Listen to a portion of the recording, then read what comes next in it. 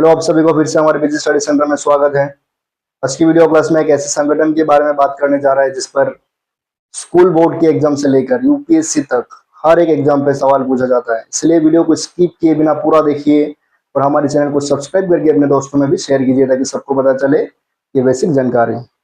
आज का टॉपिक है एशियान यानी कि association of south east Asian Nations, जो दक्षिण पूर्व एशिया महादेश के एक संगठन है जिसको 1967 के 8 अगस्त को 5 देश जैसे इंडोनेशिया, मलेशिया, फिलीपींस, सिंगापुर और थाईलैंड ने मिलकर बनाया था।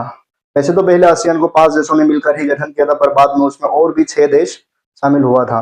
जैसे 1984 में ब्रुनेई, 1995 में वियतनाम, 1997 में लाओस और म्यांमार शामिल हुआ था, 1999 में कंबोडिया और 2025 में तिमूर लेस्ट जैसे देश भी आसियान में शामिल हो गई थी, जिसके कारण ही आसियान की टोटल मेंबर बन गई 11। यानी कि आसियान संगठन में आज की डेट में 11 देश है। परीक्षा में कई बार पूछा जाता है कि भारत आसियान का सदस्य है कि नहीं, और इसका उत्तर है कि भारत आसियान का सदस्य नहीं है। अब देखिए आसियान की मुख्य उद्देश्य क्या है, यानी कि आसियान क्यों गठन किया गया है।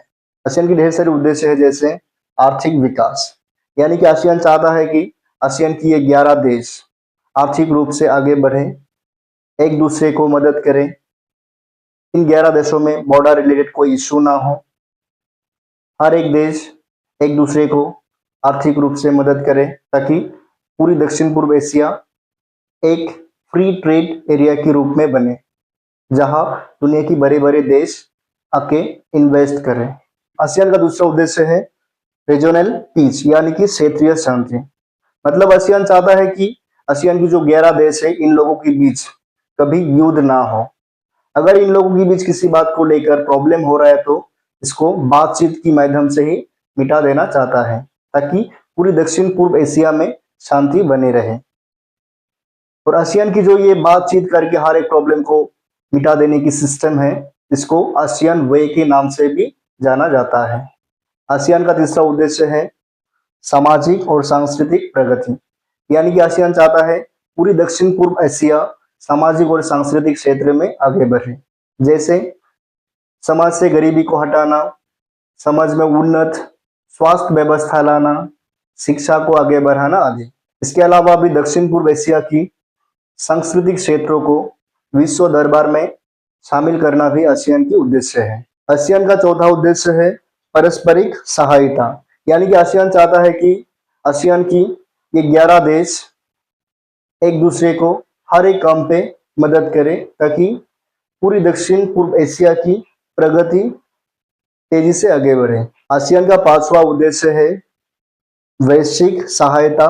मतलब आसियान चाहता है कि आसियान की ये 11 देश दुनिया की अलग अलग देशों के साथ या बड़े बड़े संगठन के साथ भी मिलकर काम करे ताकि पूरी दुनिया में शांति बने रहे और दक्षिण पूर्व एशिया में भी विकास का माहौल पैदा हो। अब देखिए आसियान ने इन उद्देश्यों को सफल करने के लिए 2008 में 3 परिषद बनाई थी, ताकि ये 3 परिषद आसियान की अलग अलग काम को अंजाम दे सके। और आसियान की इन 3 परिषदों को आसियान की 3 पिलार या स्तंभ भी कहा जाता है। और वो 3 परिषद है ASEAN economic council, ASEAN socio cultural council और आसियान पॉलिटिकल सिक्योरिटी काउंसिल।